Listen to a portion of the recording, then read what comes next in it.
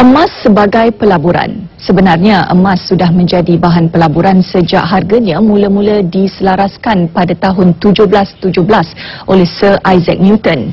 Pada tahun 1971, emas tidak lagi terikat dengan dolar Amerika dan diperdagangkan secara bebas. Secara purata, seseorang yang melabur jangka panjang mendapat pulangan purata dalam masa 5 tahun mungkin sebanyak 30.5%. Dan sebagai contoh, 5 tahun dulu harga terendahnya ialah $412 Amerika 10 sen, iaitu kenaikan sebanyak 152.8%.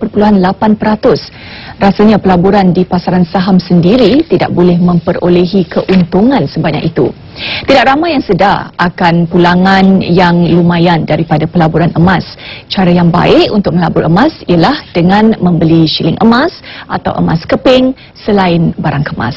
Bualbis hari ini, emas sebagai pelaburan alternatif bersama tetamu Encik Louis Ng, beliau adalah pengasas dan pengerusi eksekutif Public Gold Group. Terima kasih Cik Ng kerana sudi bersama kami di BIS Malaysia. Selamat datang ke BIS Malaysia. Baik, krisis keuangan yang mungkin sudah pun melalui fasa yang baik ya, dan telah mula meningkat. Ini membuatkan dunia kembali memperkatakan tentang penggunaan emas ini sebagai ganti mata wang. Jadi apa pandangan Cik Ng mengenai perkara ini? Okey, terlebih dahulu saya nak mengucapkan terima kasih atas RTM dengan Cik Hazrin bagi saya peluang untuk kita membincangkan sikit mengenai ini emas dan peranan emas dalam masalah yang ekonomi yang dia up down sangat kuat. So setakat ini krisis kewangan masa ini banyak sebabnya. So hari ini saya akan bincang dari aspek kewangan secara umum dan dari segi mata wang secara khasnya. Okay. So kalau kita nampak balik kita punya history of Malaysia atau ini dunia punya history selepas peperangan yang kedua after World War II, so iaitu dari tahun 1945 45 hingga 70, seluruh dunia mengalami perkembangan ekonomi yang tidak begitu pesat. Ini sebab pada masa itu kita punya mata wang, kita punya USD, kita punya ringgit, semua dia mengikat dengan emas fizikal. Pada masa itu ialah satu USD 35 ounces untuk USD dia ikat kat itu standard sana. So selepas tahun 1971 Presiden Richard Nixon dia sudah keluarkan ikatan USD dengan itu fizikal emas. So pada masa itulah kita nampak dunia ekonomi berkembang dengan begitu pesat. Kalau dibanding dengan 20 tahun yang sebelum dia dipecahkan itu ikatan. Selepas dipecahkan itu ikatan, mereka boleh cetak ini wang bagi perkembangan.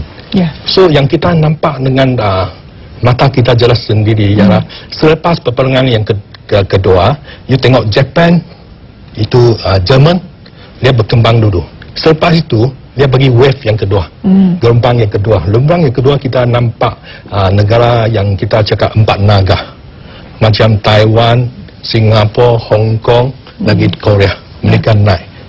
Selepas mereka ni empat negara ni kita nampak Malaysia, Thailand, Indonesia kira wave yang ketiga.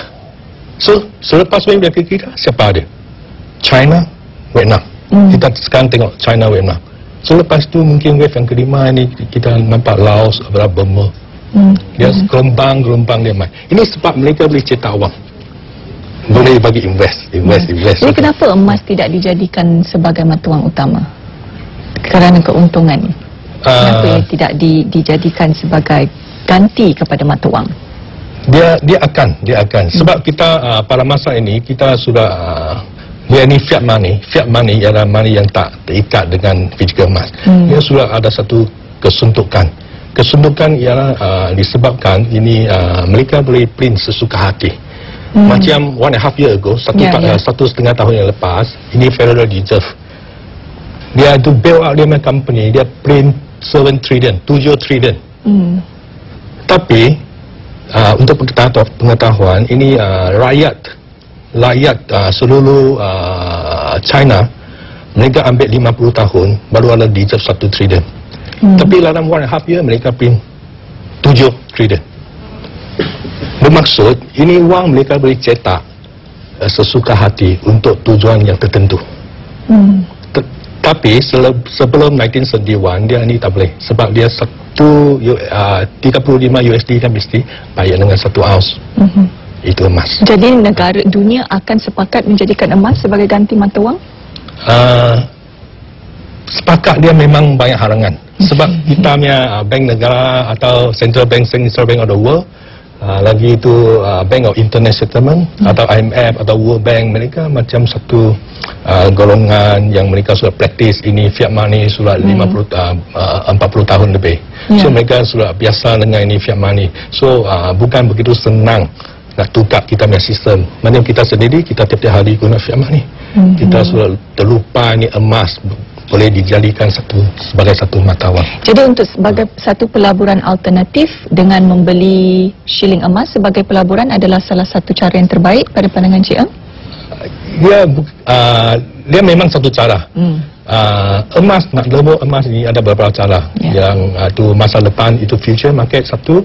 Lagi itu beli kat itu bank-bank, dia ada akaun simpanan bank, dia boleh simpan kira you ada berapa unit, gram, berapa itu.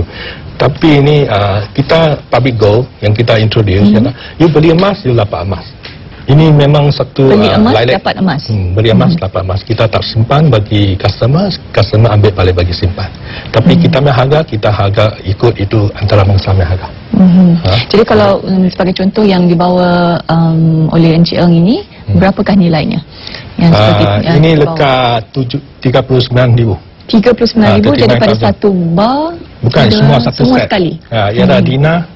1 dinar, 5 dinar, 10 dinar dengan ini 20 gram, 20 gram, 50 gram dan 100 gram. Semua ini bernilai 39,000. Kalau kita simpan mungkin dalam masa 5 tahun, keuntungan 150%?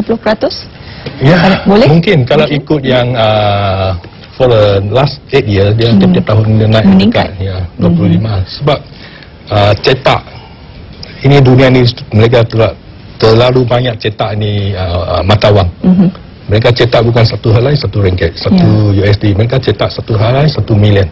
Itu bond, itu treasury bill, juga kira mereka cetak.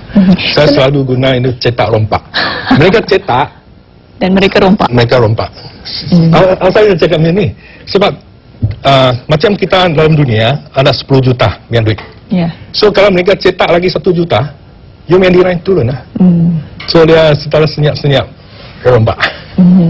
Cetak rompak. Jadi satu seminar akan diberikan oleh kumpulan Public Gold tentang peranan emas. Jadi boleh Cik terangkan mengenai seminar yang bakal berlangsung ini. Yes, seminar title kita ialah seminar krisis kewangan dan peranan emas. The rules of the emas. So penceramah yang terutama ialah yang bahagia Datuk Muhammad Saleh, iaitu former chairman of KSE. Yang kedua ialah Profesor Dr. Ahmad Kamil. Yang ketiga adalah itu Dr. Umar. Dr. Umar ni orang yang hebat. Dia dinamanya pioneer. Di mana akan berlangsung seminar dia akan di Tabung Haji Keranan Jaya pada 16 hari bulan. Dia satu whole day seminar, satu hari seminar. Dia ada satu transaksi fee RM40 bagi seorang, dan kita ada include itu lunch semua. 16 hari bulan Januari ini. Baik, kalau nak melabur emas selain daripada secara ringkas Cik, melabur emas selain daripada barang kemas dan duit shilling, apa lagi yang boleh kita lakukan untuk melabur di dalam emas? Yang tadi saya cakap itu future. Future, tapi ini saya ingat tidak halal dari segi Muslim. Lagi itu beli emas kat itu bank. Bank yang actually ada dua jenis. Sejenis dia cakap panggil allocated. You beli emas, dia allocate itu emas bagi dia. Tapi saya nampak bank-bank yang kita di Malaysia ni, mereka buat unallocated. You beli emas, you ingat ada emas, tapi itu emas tak simpan kat sana. Ini ini term dia panggil unallocated. Unallocated. Jadi bolehlah melabur dengan emas, mulakan dengan barang kemas dan juga dengan shilling emas sudah memadai. Baik, terima kasih Cik Eng. Terima kasih bersama kami di Biz Malaysia.